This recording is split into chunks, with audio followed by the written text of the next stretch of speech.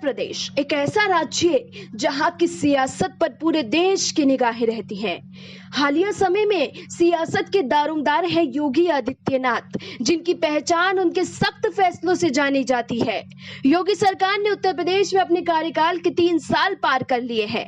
ये बात इसलिए अहम है क्योंकि यूपी में ऐसा पहली बार हो रहा है जब बीजेपी का कोई मुख्यमंत्री अपने कार्यकाल के 3 साल पूरे कर रहा है। योगी आदित्यनाथ ने 19 मार्च 2017 को यूपी के सीएम पद की शपथ ली थी। सीएम बनने के बाद पिछले 3 सालों में योगी आदित्यनाथ ने तमाम कड़े और बड़े फैसले लिए हैं। योगी आदित्यनाथ सरकार द्वारा लिए गए कई फैसले ऐसे भी थे जिसका काफी विरोध भी हुआ। योगी सरकार के इन्हीं फैसलों में शामिल है सरकारी संपत्ति के नुकसान की रिकवरी के लिए लाया गया अध्यादेश। उत्तर प्रदेश की योगी सरकार के अंतर्गत उपद्रवियों से क्षतिपूर्ति वसूलने के लिए शुक्रवार 13 मार्च 2020 में हुई कैबिनेट मीटिंग में Uttar Pradesh recovery public and private property अध्यादेश पारित किया गया। साथ ही योगी सरकार ने नागरिकता संशोधन कानून यानी सीएए के खिलाफ प्रदर्शन के दौरान हुई हिंसा मामले में आरोपियों पर सख्त कार्रवाई की। इसी कड़ी में लखनऊ में प्रशासन ने विभिन्न चौराहों पर 57 कथित प्रदर्शनकारियों के लगभग 100 पोस्टर लगवाए।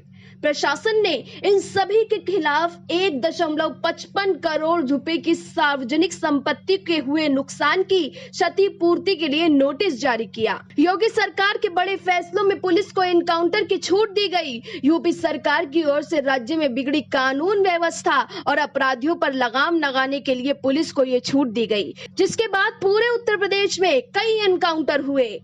वहीं एंटी रोमियो स्क्वाड का गठन किया गया। सरकार बनने के कुछ दिन बाद ही योगी आदित्यनाथ ने अपने संकल्प पत्र पर काम करना शुरू कर दिया और 21 मार्च 2017 को एंटी रोमियो स्क्वाड बनाने के आदेश जारी किए थे।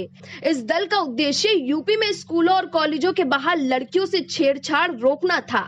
इस एंटी रोमियो स्क्वाड के तहत थाने में एक सब इंस्पेक्टर के तहत 4 कांस्टेबल के साथ एक टीम बनाई गई थी। शुरू में चौक चौराहों और लड़कियों के स्कूल कॉलेज के बाहर सादी वर्दी में ये स्क्वाड तैनात भी दिखाई देते थे, लेकिन दिन हफ्ते और महीने बीतने के साथ साथ एंटी रोमियो स्क्वाड भी अपनी मार्क क्षमता खोता गया। यूपी में सत्ता परिवर्तन के साथ साथ कलर कोड भी बदलता रहा। मायावती शासन में चारों तरफ नीला, अखिलेश सरकार में लाल और हरा दिखता था।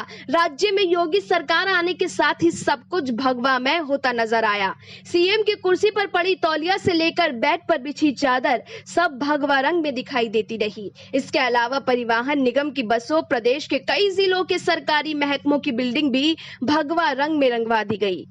वहीं योगी सरकार ने सावन के महीने में कांवड़ यात्रा के मार्ग पर मांस एवं मदिरा की बिक्री पर प्रतिबंध लगाया था।